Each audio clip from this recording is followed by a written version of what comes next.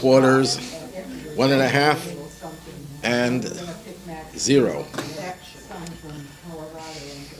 Good morning. I want to dedicate this class to Mrs. Trachtman, whose birthday is today. Happy birthday. May it be a year of good health, prosperity, nachas, and everything good. Today we're going to discuss the fourth blessing of the Birkat HaMazon, the blessing that we say after eating a meal in which bread or bread products are consumed, sometimes referred to as the grace after meals. The grace after meals consists of 4 blessings. 3 are biblical, composed by Moses, Joshua, Kings David and Solomon. Those were the first 3 blessings. They were composed first to thank God for the food, the manna from heaven, then to thank God for the land, and then to thank God for Jerusalem and the temple and the kingdom or the royal family of King David, all sandwiched into one. Now that we're finished with the biblical, the rabbis instituted a 4th blessing. A 4th blessing that would deal with a historical event, and it's a little hard to understand the significance of this event and why it warranted a blessing. Let's first read the blessing in its entirety, and then we'll go into the source of it, why it happened, why it was instituted, and what it really means in greater depth. Blessed are you, Lord our God, King of the universe. That's the standard introduction to every blessing. A blessing that doesn't mention God and doesn't mention that he's the king of the universe, the Talmud says, is not a real blessing. You can't just be generic. Blessed are you to whomever this concerns. You have to refer to God by name. And you also have to refer to God that he is the sovereign of the world, that he runs the world. Because some people have a vision, an image of God as being somewhere out there and has no relevance to what goes on in this world. So it's not really a blessing. You're not really speaking to the true God, because God is really not just somewhere in the heavens, he's down here. He's the king of the world. So that's the standard opening of every blessing. Then we go into praising God in many different ways. Benevolent God, our Father, our King, our strength, our Creator, our Redeemer, our Maker, our Holy One, the Holy One of Jacob, our Shepherd, the Shepherd of Israel, the King who is good. Again, we repeat King, we'll soon see why. The King who is good and does good to all, each and every day. He has done good for us, past tense. He does good for us, present tense. And he will do good for us in the future. He has bestowed, past tense. He bestows, present tense. And he will forever bestow upon us grace, kindness, and mercy, relief, salvation and success, blessing and deliverance, consolation, livelihood and sustenance, compassion, life, peace, and all goodness, and may he never cause us to lack any good. That's the 4th blessing. Actually, in the Grace After Meals, if you look in the prayer book, there's more after this, but they're not part of the blessing. They're additional requests of God, prayers, and they are appended to the Grace After Meals, but they are not really part of the 4th blessing itself. This is the entire 4th blessing. So let's go into first understanding where this blessing came from, when it came, and why it came. The historical background is that everyone knows the temple was destroyed in the year, there are different opinions, 68, 69, 70. Excuse me. What happened after the temple's destruction is that a man by the name of Bar Kokhba, a very dynamic military leader, decided that he's going to rebel against the Romans a half a century later, after the temple was destroyed. And he was very successful at first. He succeeded in wiping out one Roman garrison after another. And it would seem that he would successfully drive the Romans out of Israel.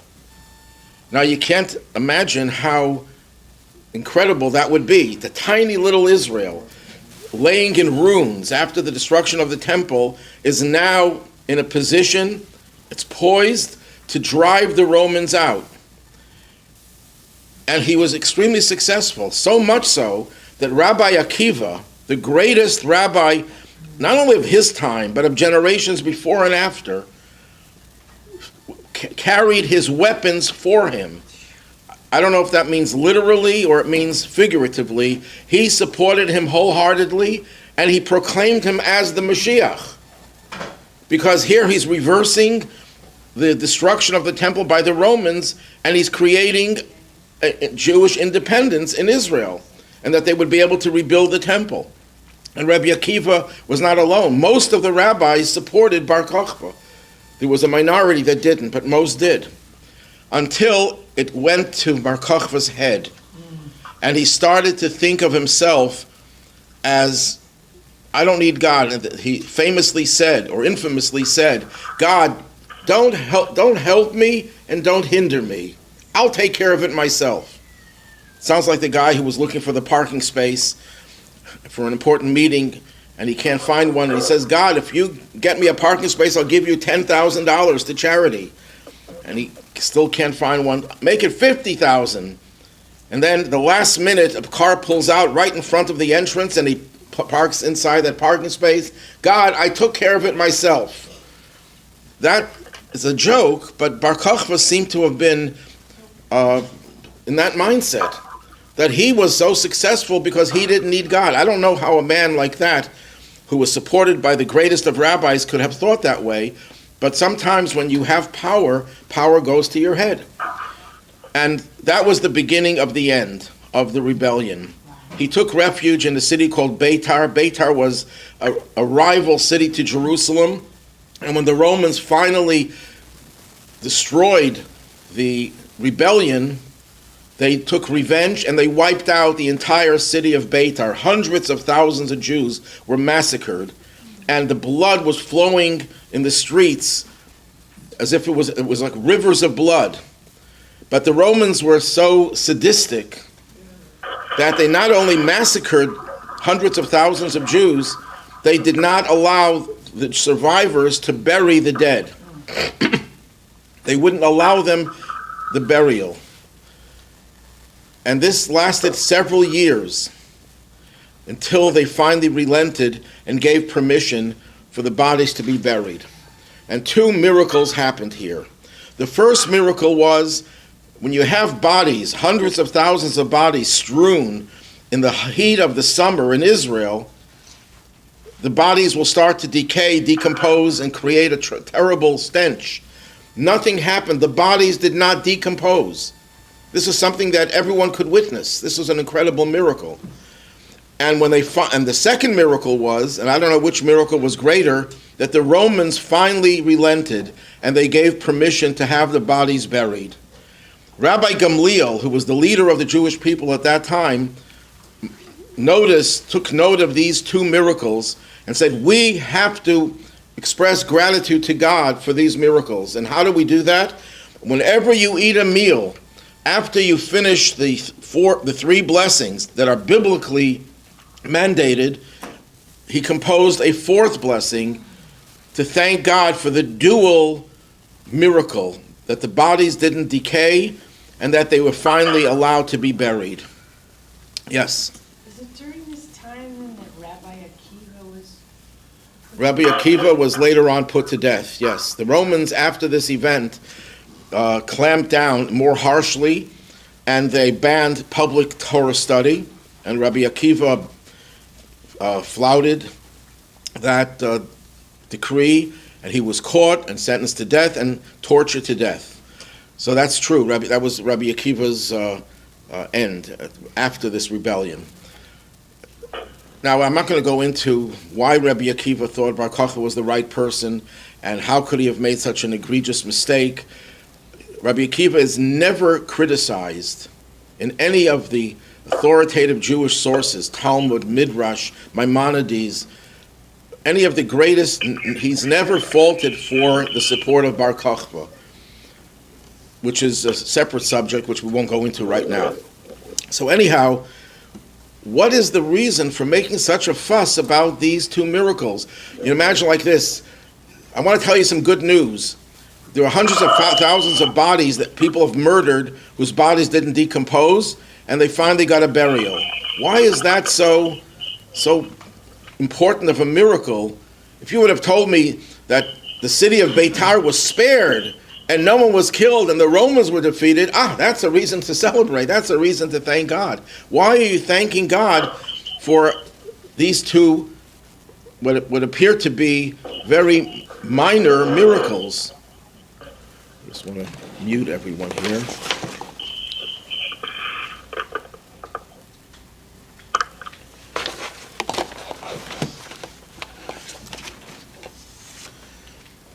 So, the simple answer is, when you hit rock bottom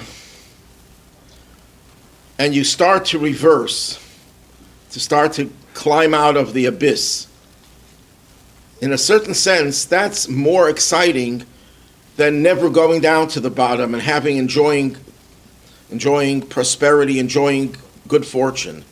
When do you really appreciate the good that God gives us more acutely? When you hit the bottom. This was the bottom. The Jewish people could not have gone further down. Jerusalem was in ruins. The Romans didn't allow Jews to live in Jerusalem.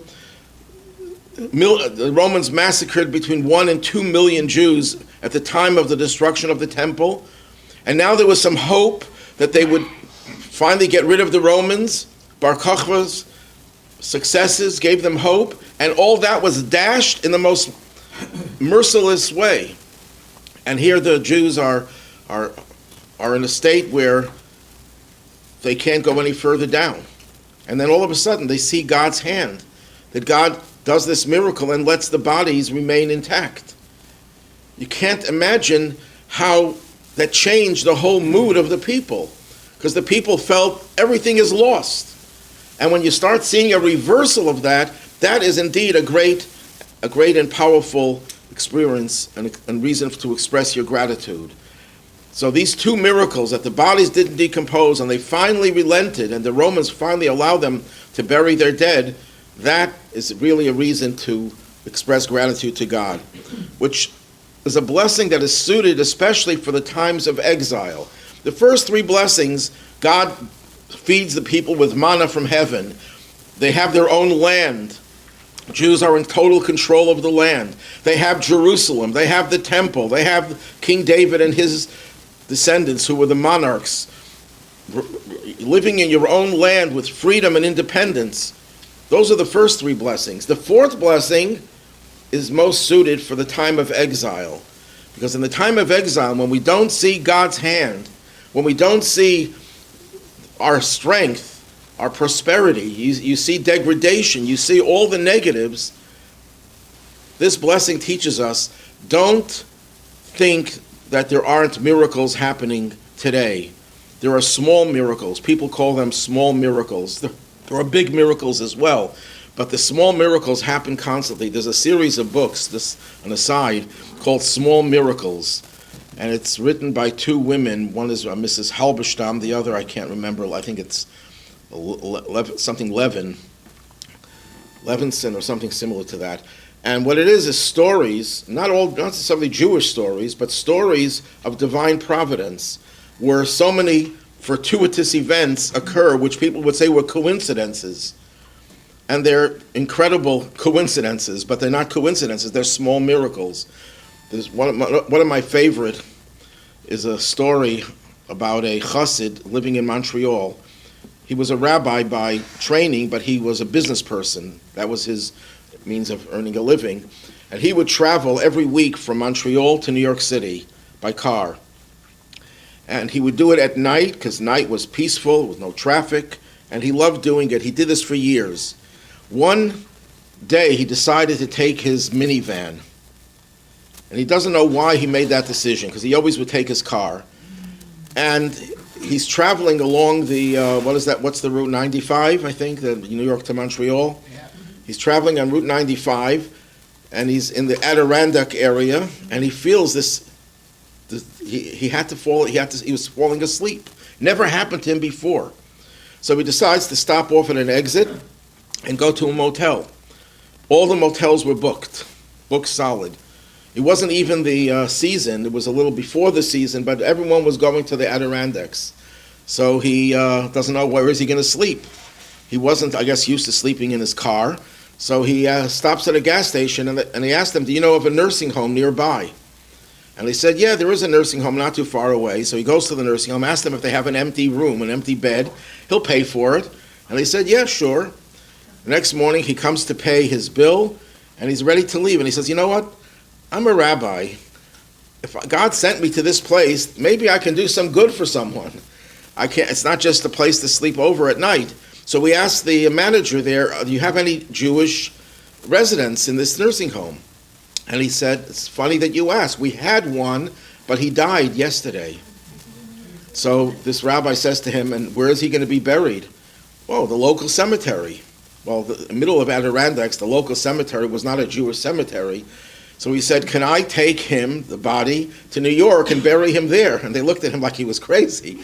But he said, I'm serious. And somehow they called the funeral director, and since he had his minivan, he was able to put the body in the minivan. In his car, he couldn't have done that, because if he'd set him in the front seat and he stopped by a policeman, he would cause the policeman a heart attack.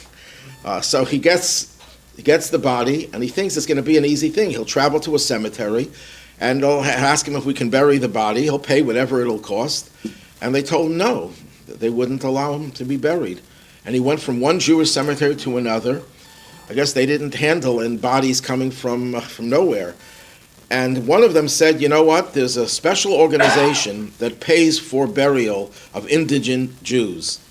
It's an organization in Manhattan. So he's traveling from one cemetery in Queens to another, and finally he comes to Manhattan, and he goes into this office, and the office says, we can handle the burial, we pay for it, everything is taken care of.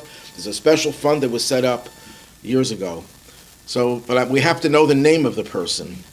So he gives the name of this person. So the person from the cemetery organization says, wait a minute, and he goes back to his office, and he comes back and he says, this organization was funded by a man with that name about 50, 60 years ago. And then he left the Jewish community, and no one knows what happened to him. And it turns out that he was buried with that fund. He was the one who endowed the money for that fund. Coincidence? No, small miracle. This is just one out of hundreds of stories like that. And we all have these stories in our own lives where we do something that we didn't expect, and then something positive comes out of that. I once had a story where I was traveling on Route 80, and I was on empty. And my wife tells me, get off the road and get some gas. I says, no, there's still a lot left. I usually wait until it goes beyond empty. The car gets used to traveling without gas. Maybe I can wean it off gas. And finally, I realized, you know what, I better get off, because I was going way, and I told him, and I'll see a gas station near the exit, that's where I'll get off. But I didn't see any gas station, so finally, I get off at the next exit, and the gas station was miles away.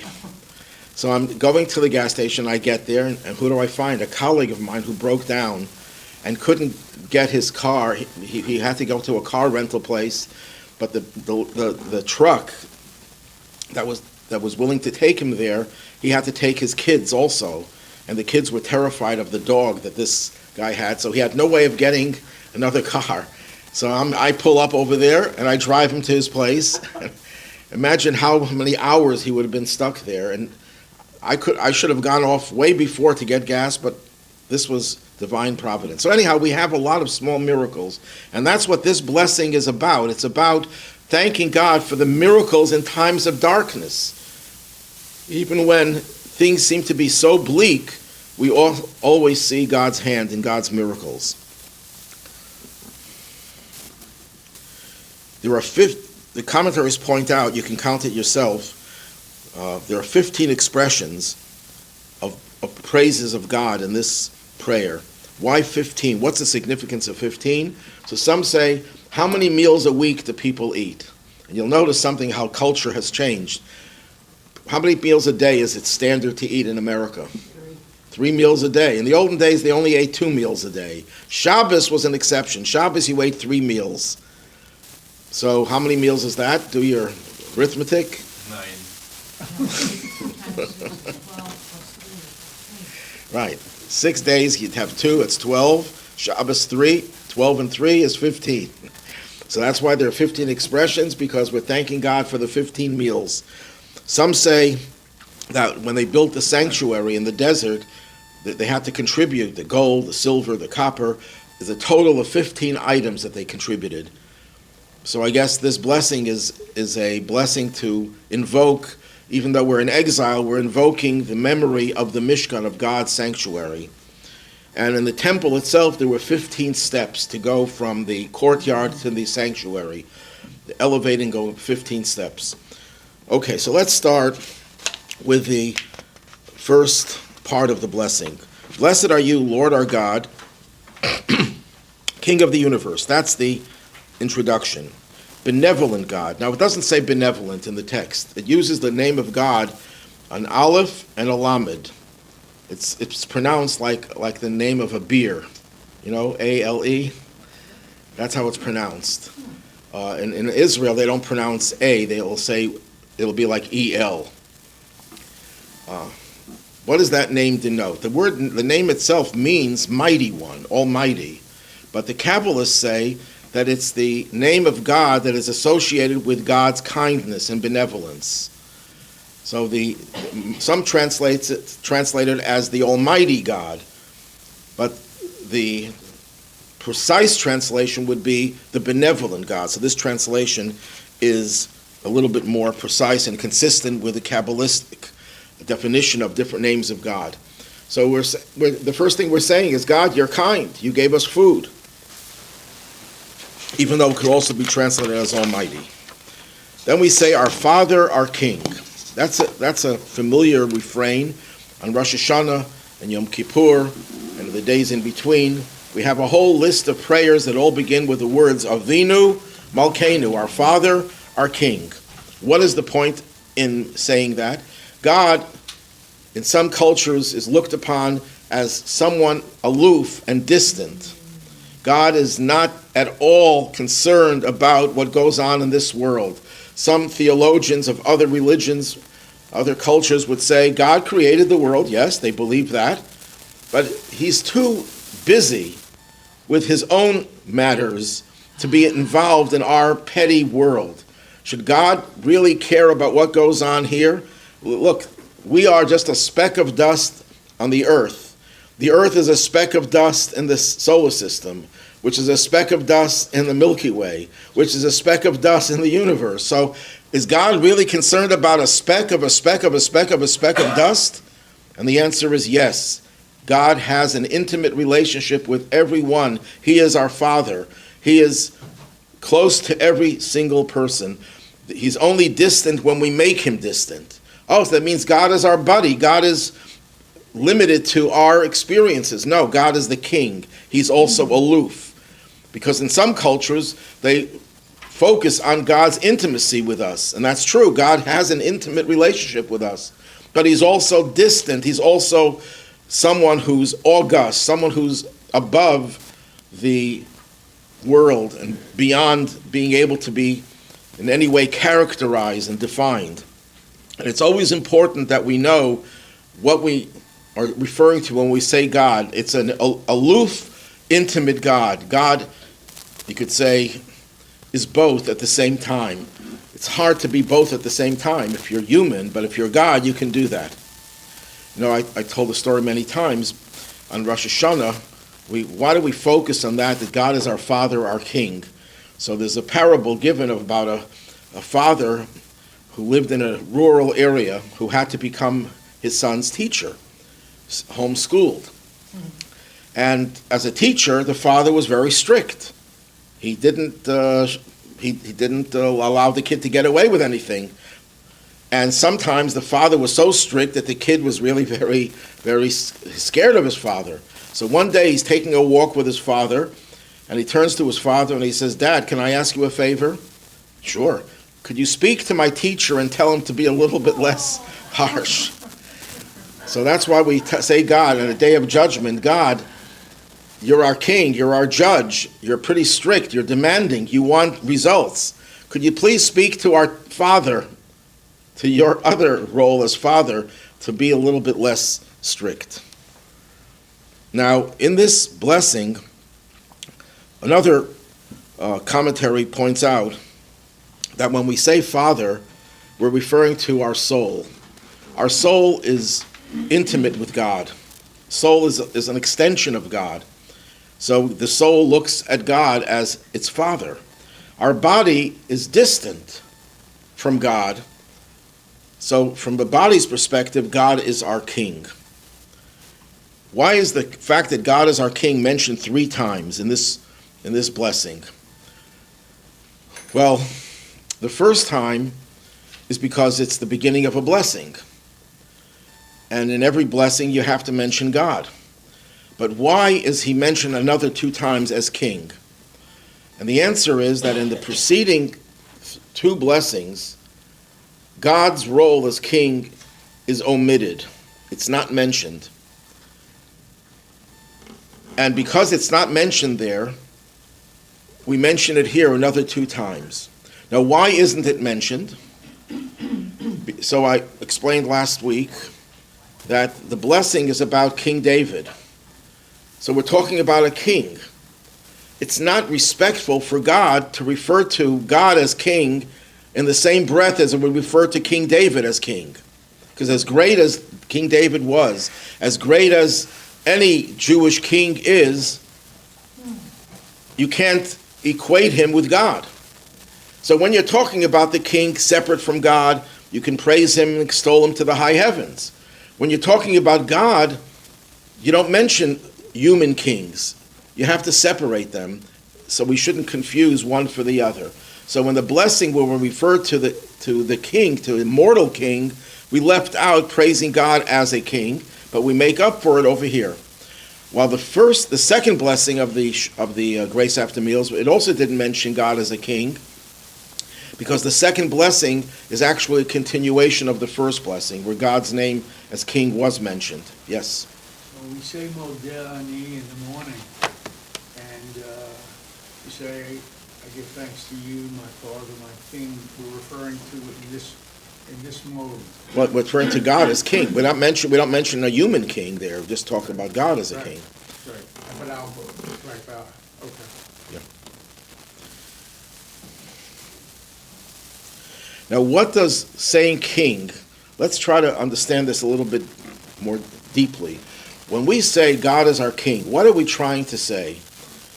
You see, today the word king just means pomp and circumstance. The king means someone, or the Queen of England is just a ceremonial thing. We don't really understand what the dynamic of a king. But in the Jewish religion, a king was a leader who had a profound relationship with the nation. There's an expression that's quoted in many traditional sources. Ein melech below am. There is no king without a nation. That means you can't be a king over your family. You can't be a king over your ministers. You have to have a nation. The word nation in Hebrew is am. What does the word am, what's the root of the word am? Well, we translate it as nation, but there's an underlying root. If you have some fiery coals and then they become dim, that's the Hebrew word for dim, am. We are a bunch of dimwits relative to God.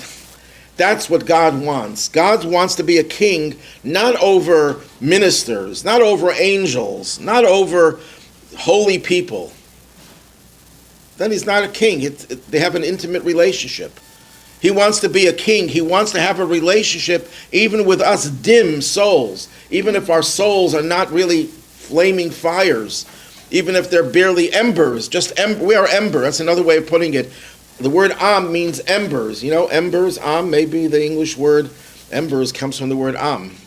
The Hebrew word omamot means dim coals, the coals that are barely have any fire in them.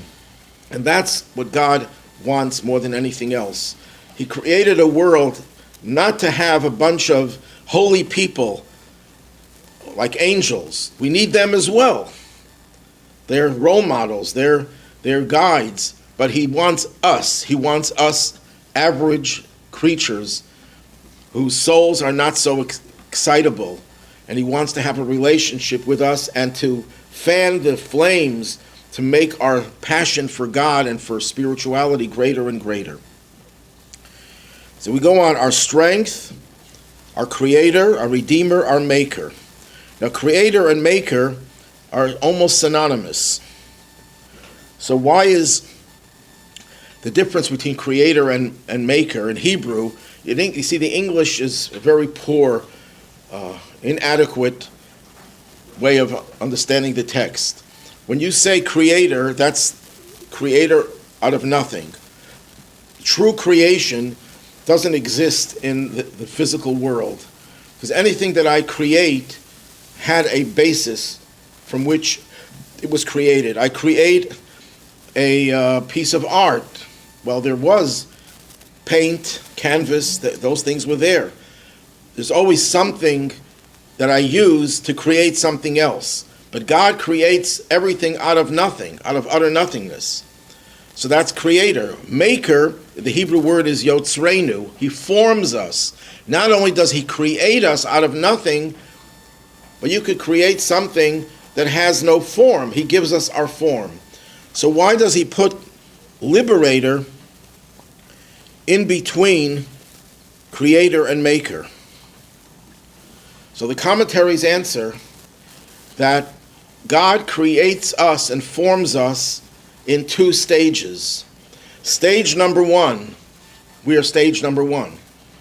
But after we live our long lives and we leave this physical world, it's not over. Then there's a period in the Messianic age when the dead will come back to life and they'll be reformed. So he's talking about two different stages. First, there's the creator, and then our redeemer, that's the redemption through Mashiach, and then God will remake us. So we're alluding to the fact, and it makes sense, this prayer, which was designed to relate to the people who were buried, who died and were buried, that you shouldn't think that burial is the end. It's not the end. The soul lives on, and not only does the soul live on, but the body will also be resurrected, recreated, refashioned. And then we go on, our Holy One, the Holy One of Jacob. And then we say our shepherd, the shepherd of Israel. Well, those are synonymous. Jacob and Israel are two different names for the same person. The Jewish people are both Jacobs and they're Israels. So what's the difference between the two? And again, commentaries say Jacob refers to the body, the physical aspect of ourselves. And Israel refers to the soul. So when it comes to body people whose focus is on their physical existence, God has to give us holiness, because we're not naturally holy, because we're so focused on the physical and material aspects of the world. So then we say our Holy One, the Holy One of Jacob, that God instills holiness into people who are more Jacob-oriented, more body physically oriented, which is the majority of people. But then he's also the shepherd of Israel. The spiritual people don't focus on the physical, so they don't have sustenance on their own because they're not focused on making money, on enriching themselves materially. God has to be their shepherd. He has to take care of their needs. We see people who don't have really the talent or the means to earn a living, and somehow, miraculously, people, they do survive. So they need the shepherd aspect of God The Jacobs need the Holy One aspect of God. The king who is good and does good to all. That's double expression. Why a double expression? Because there were two miracles. Remember, there are two reasons why this blessing was composed. Number one, for the miracle that the bodies did not decay. And number two, because of the fact that they ultimately were able to bury their dead.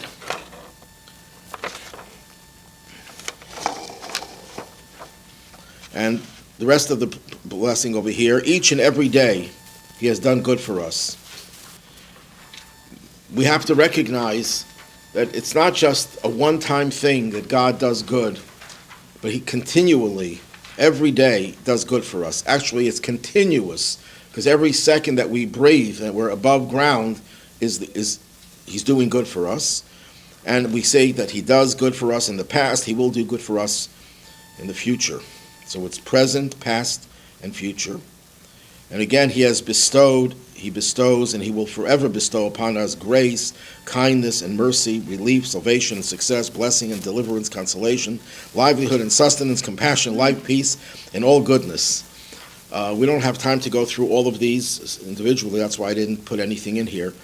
But obviously, each one of these things is another aspect of God's kindness, of God's what he does for us. And it's important that we don't just give God a generic blessing of gratitude, saying, thank you for everything, God, and I have more important things to do now. So you know what I'm talking about. You know what you did. Of course, God knows more than what we know about what he does for us. So, of course, we could say to God, God, you know what it is that you do for us, but we have to at least acknowledge the things that we know. So we have to acknowledge that he gives us grace. Grace means, it's a very hard word to translate from the Hebrew. Chen is the Hebrew word. And when you say someone has chen, sometimes you'll talk about a certain person, about their physical appearance, that they have beauty. You say, no, they have a lot of chen. That means they have something that transcends physical beauty. They have a certain amount of grace. You look at them and you feel attracted to their appearance, not because of physical beauty. That says that about Queen Esther. Queen Esther was really not that beautiful, but she was chosen because she had such grace that she was attracted. The king was attracted to her. So God gives us grace. He gives us more than what we deserve. Just like grace is more than just beauty. It surpasses just normal beauty. And then there's kindness. But then kindness sometimes is countered by judgment. If I want to be kind to someone, and someone comes along and says, why are you kind to that person doesn't deserve it. You know, I know things about that person that you don't know, and if you knew it, you wouldn't be kind. They says, yeah, I didn't know, I didn't realize that. And then I desist from being kind. But mercy, as I explained in it last week, mercy means that I take into consideration the judgment, the arguments against being kind, and I say, but I have compassion. Even though that person doesn't deserve, I'm still going to give them.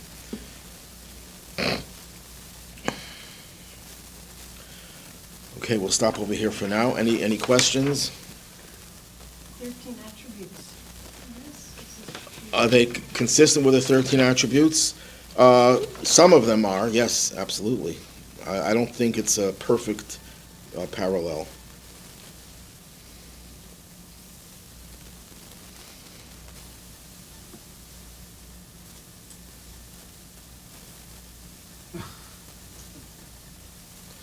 $15 I counted, which was consistent with what I said before, that there are 15.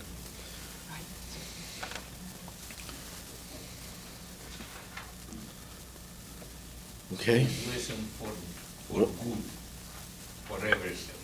Yes. Something bad. We're asking, it should be good. You're asking, how come things are bad? So the truth is that nothing bad comes from God. Doesn't mean they're not painful. God gives us painful things as well, but they're not bad. Someone once complaining, someone asked this great rabbi, how are you doing, how are you feeling? He says, things are bad. He says, don't ever say that. Say things are bitter, not bad.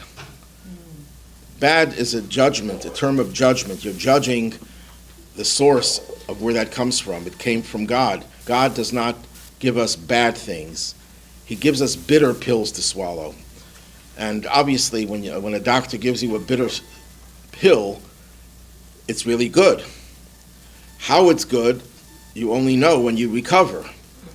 Until you recover, you don't tell the doctor, things are great. No, they're not great. They're very bitter. So that's how we view God. Everything that comes from God, as opposed to things that come from people, are good. Sometimes they're bitter good. Sometimes they're sweet good. And that's why when we wish people a good new year, the traditional blessing is to have a good and sweet year. Good alone means that it's going to be for the best. It's going to be for some positive outcome. But the means to that outcome could be very bitter. So we say, God, give us good, but give us sweet good. Give us sugar-coated good, not bitter-coated good. Any Zoom? Oh, not yet. Okay, next week we'll have our final class on the subject of blessings, and we'll probably go through the blessings that we recite before all the different foods. We only covered one food, I think maybe two, hamotzi and boreh pri hagafen, the blessing for bread and the blessing for wine. But there's also a blessing for other grain products like cake, pasta.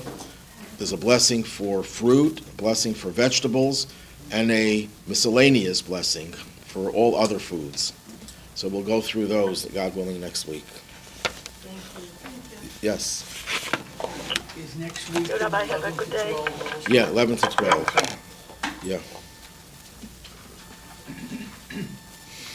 God, when we die, God takes our soul from us. Yeah. But then he gives it back after we're dead. How How does God do that?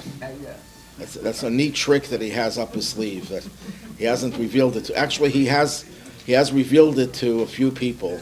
Elijah the prophet, was able to bring the dead back to life, and Elisha, his disciple, also did it, and a few other examples where the dead came back to life.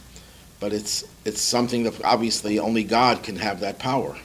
Is that the same soul? But you know what? Science, one of the things about science in the 20th and 21st century, that a lot of things that people had to relegate to faith. I don't know how it's going to work, and it's hard for me to understand it, but I have faith.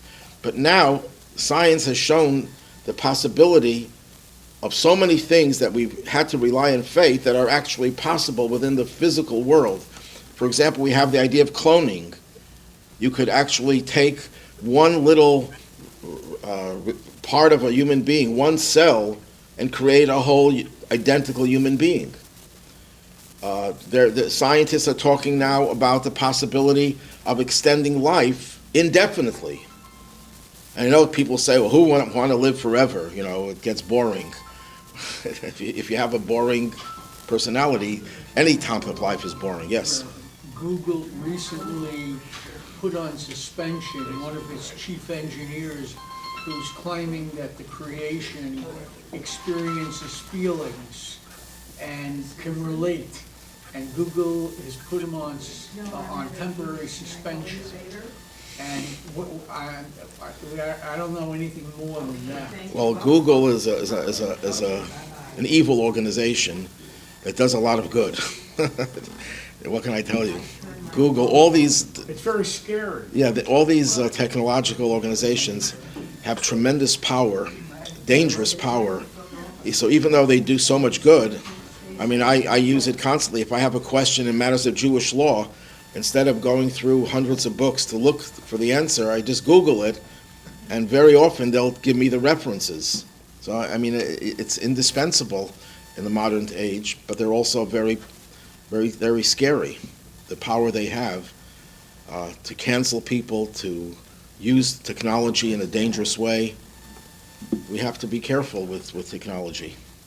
But on the good side of things, technology has demonstrated that a lot of things that we relegated to faith, like in the olden days, we believed that God could know what people are saying. How does God know what everyone is saying all over the world? Well, we can do that also with technology. With our computers, we can hear voices from every part of the world. Technology has come a long way to make faith a lot easier, because even in the physical world, there are examples of things that we only attributed to God. Yes? So in Judaism, you bury somebody after, within 3 days. But No, there's no such thing as 3 days. According to Jewish law, you're supposed to bury the person immediately, unless there's a reason to postpone it because of the honor of the dead, such as a close relative has to fly in from overseas or something like that. Then you're allowed to postpone a funeral. But otherwise, in Israel, in Jerusalem, the burial will be the very same day as you're not allowed to leave a body overnight in Jerusalem. And they'll have funerals at night as well. So for the people in the town after the Romans, I guess they buried them as soon as they could. I guess. Obviously, they had no means of doing it. The Romans wouldn't let them. Yes? How many were survivors? I don't know if there's any record of survivors. How many people would they have to bury? They had a lot. There must have been a lot of survivors, not necessarily from Beitar, could be from surrounding areas. They destroyed Beitar for a reason, because Beitar was the stronghold of Bar Kokhba. So that was their revenge. The Romans were we portray Rome and Greece as enlightened. They were not very enlightened. Romans murdered millions of people, and mercilessly. The way they tortured people to death, and the children and everything else. They were not much better than the Nazis and the Germans. The only difference is, or maybe there are other differences, but one major difference is the Romans didn't kill you just because you were Jewish. They tolerated Judaism for many decades. It's because we were not faithful to them. We were not loyal to them. We tried to gain independence. That's where you really had to watch out from the Romans. The Germans didn't care about us paying homage to them. They wanted to kill Jews, period. So it's a different objective, but the methods were just as cruel. We shouldn't glorify the Romans or the Greeks, for that matter.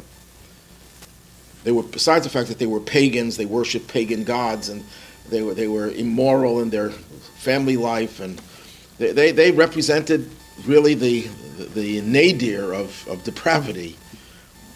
So they wiped out Beitar, but they probably didn't kill the people in the surrounding areas who then buried their brothers and sisters. Okay, everyone have a good week. A happy 4th of July. What day of July is the 4th of July? Does anyone know? No, what day of July is the 4th of July? Oh, July 4th. Oh, isn't that a coincidence? This is